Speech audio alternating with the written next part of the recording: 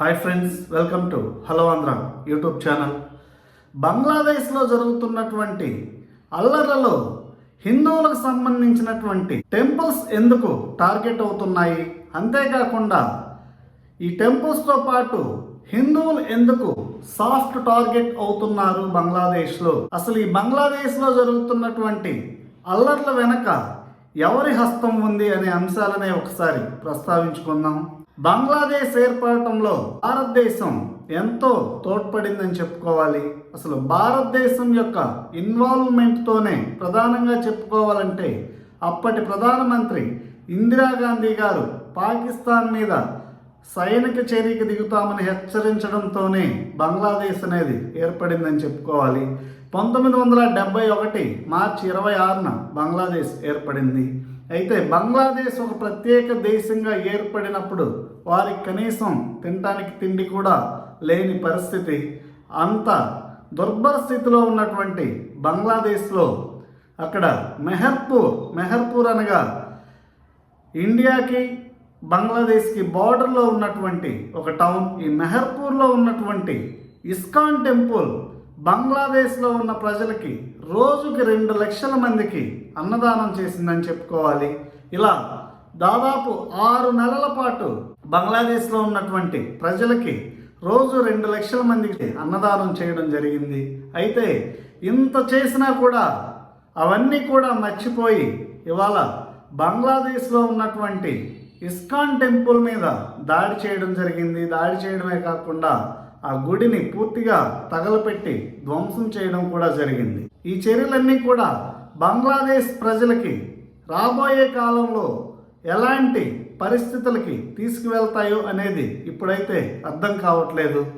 అసలు ఇలాంటి చర్యల వెనక ఎవరున్నారు, ఎవరి ప్రోద్బలంతో ఇవన్నీ జరుగుతున్నాయి అనే అంశానికి వస్తే, పాకిస్తాన్కి సంబంధించి ఐఎస్ఐ గూఢచార సంస్థ, ఐఎస్ఐ అనగా ఇంటర్ సర్వీసెస్ ఇంటెలిజెన్స్, ఐఎస్ఐ అనేది భారతదేశం మీద ఎప్పుడూ కూడా ఉగ్రవాదుల్ని ఉసిగొల్పుతూ ఉంటుంది.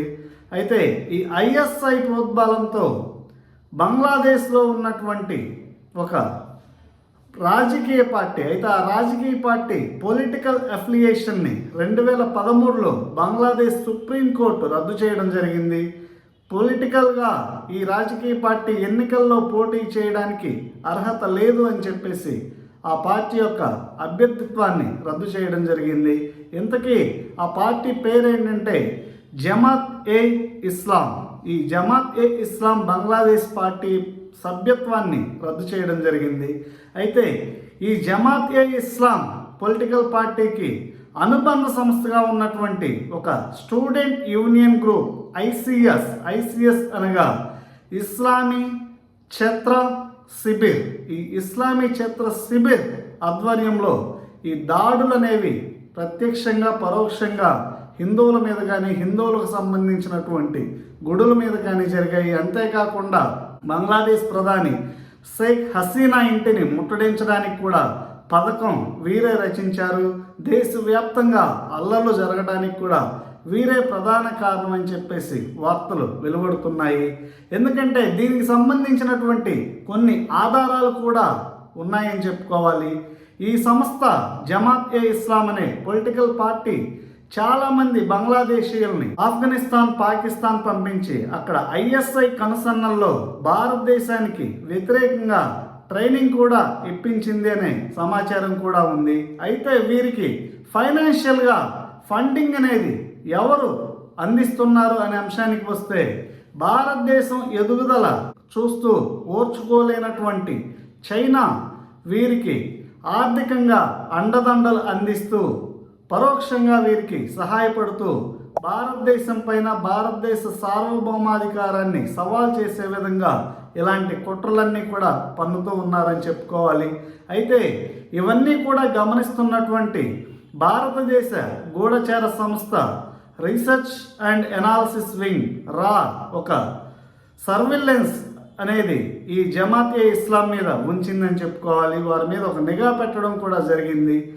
వారికి ఎక్కడి నుంచి ఫండ్స్ వస్తున్నాయి, వారు బంగ్లాదేశ్కి సంబంధించినటువంటి పౌరుల్ని ఎక్కడెక్కడికి పంపించి ట్రైనింగ్ అనేది తీసుకోబడుతున్నారు అనేది రా ఎప్పుడు కూడా గమనిస్తూ దానికి తగ్గట్టు ప్రణాళికలు అనేవి రూపొందించుకుంటూ ఉంది.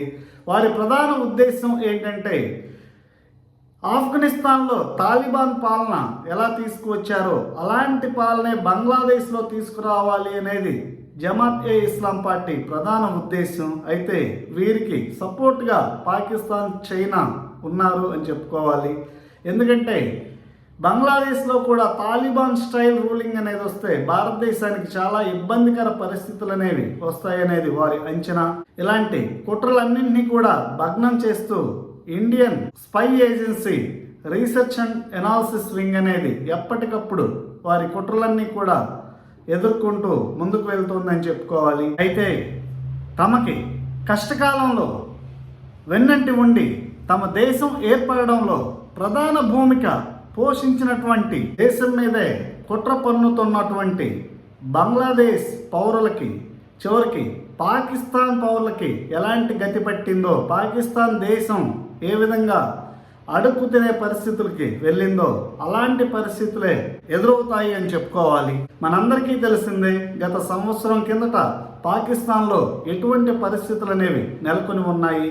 ప్రస్తుతం కూడా ఆ పరిస్థితుల్లో కొంత మెరుగుపడ్డప్పటికి కూడా పాకిస్తాన్ ఇంకా దివాలా కోరల్లోనే చిక్కుకొని తినడానికి తిండి లేని పరిస్థితుల్లో ఇతర దేశాల సాయాన్ని అందిస్తూ ఉంది. రాబోయే రోజుల్లో బంగ్లాదేశ్ కూడా అలాంటి పరిస్థితే ఎదురవుతోందని చెప్పేసి అందరూ అభిప్రాయపడుతున్నారు.